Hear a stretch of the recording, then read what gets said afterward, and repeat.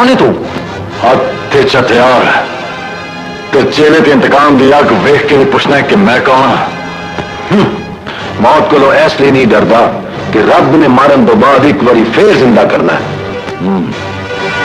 लगा पिंडे दे वेड़े च लहू दी कोई छिट चेलर दी अड्ड की है। फखर है कि रगां विच खून दी एक एक बूंद 100 शेरां दे शेर मेरे जेलर बाप दी है। चंगा कीता ही कि दस दिता ही मेरा पैंडा होर कटा दिता ही। उस जेलर ने मेरी मासूम बहन मेरे दिल की शारक वट दी।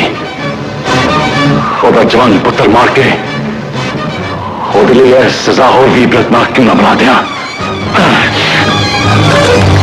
ਓਏ ਮਨਵਰੇ ਓਏ ਮੈਂ ਤੇ ਹਾਲੇ ਗੋਲੀ ਵੀ ਨਹੀਂ ਚਲਾਈ ਤੇ ਤੇਰੀ ਜਾਨ ਪਹਿਲੇ ਨਿਕਲ ਗਈ ਹੈ। ਓਏ ਅਸੀਂ ਐਸੇ ਦਿਨ ਲਈ ਜੇਲਰ ਤੋਂ ਬਾਪ ਬਣੇ ਸਾਂ ਤੇ ਤੇਰੇ ਨਾਲ ਇਨਸਾਨੀ ਜਿਹੜਾ ਰਿਸ਼ਤਾ ਜੁੜ ਗਿਆ ਸੀ ਕਿ ਇੱਕ ਦਿਨ ਤੂੰ ਮੇਰੇ ਪੁੱਤਰ ਦੀ ਜਾਨ ਕੱਢਣ ਆ ਜਾਏਗਾ। ਕੌਣ और इंतकाम का तोल पूरा करना आया अपनी भैन के बदले पहले तेरे पुत्र की लाश तेरे बाद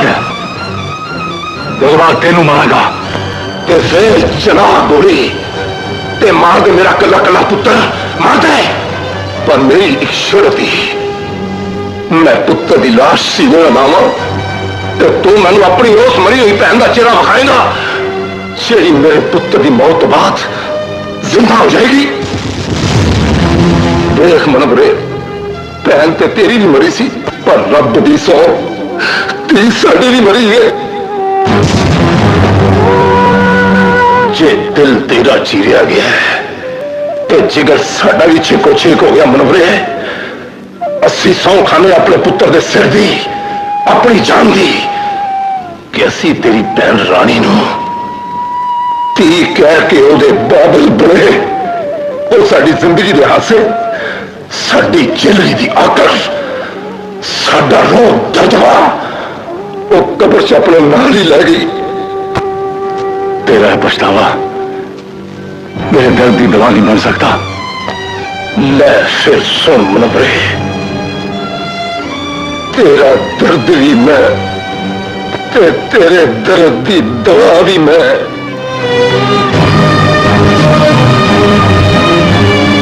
तू अपने पिंड ते मफरूली का कफन पा के मौत को नहीं नस रहा मौत वाल नस रहा है।